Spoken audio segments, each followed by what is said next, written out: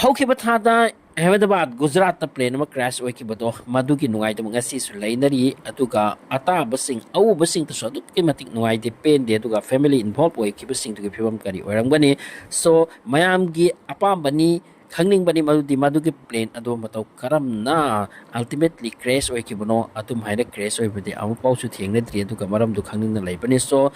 after all ngasi se AAIB Air Accident Investigation Bureau gi site gi around page 14-15 की report nama submit tawkre masi preliminary ahan bagi search ahan bagi inquiry thijen ba humjin ba du ki report ni amasung masi ki further report so makoi mathang chatra puthora kani sini ahan bagi report ta phangni se plane crash oi bagi ahan ba maram kaino ha matam da plane ase take off to buga ben spike khat paga fuel control switch ani yawisini cockpit ki manungda masigi se oil supply to engine da masi cut off oikibani sini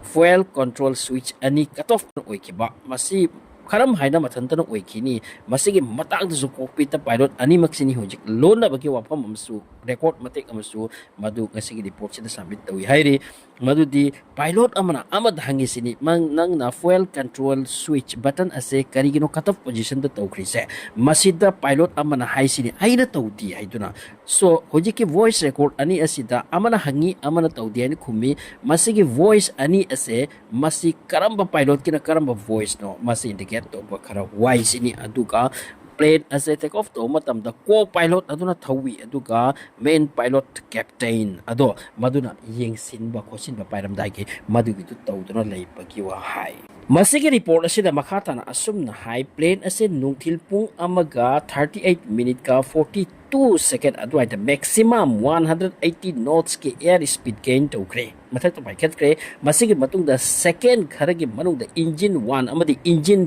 2 gi engine fuel cut off switch ase mathang cut off mode ta chat khisini ba paikhat pa matamda switch anima running position da lai aduna bu paikhat pa yakibani aduga karamna cut off mode ta chakhibano masini unsolved oirise madugi matung da pilot amada hangi nangna karigi cut off tawri bano haina amana hairi ai tawdi haiduna adugi matung da switch anima amuka running mode ta pukalaki sini masi option report mention tawrise adubu ekoina masida khangyabati plane ase phajana paikhat houdringai engine ani se mutkre engine supply piribu fuel adugi mari adu cut off the like oil chatlaroi adugi matungda amaga amuk mathantana oikisini harise second kharagi manungda adur badi engine ase hoje mutkre animak adugi matungda amaka engine ase asaigi switch ase on toraga engine ase run tawbaki hota badasu plane di alomba poni yamsu wangkha thaudri adugi matungda tapna nemthaki batabani masidi open ni adugi wafam tuni hairi adugi matungda mede laurakre adugi matungda plane ase crash ta sankre masigi wafam sini oirise aduga makoigi fuel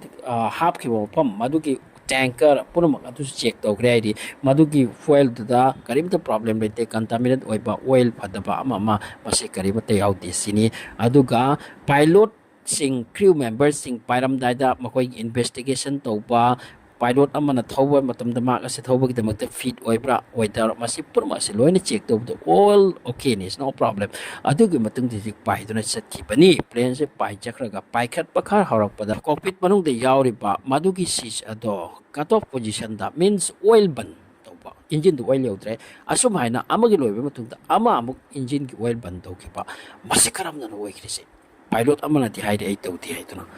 masini hojik yamna luris investigation hojik further chatharakini adugi matungda real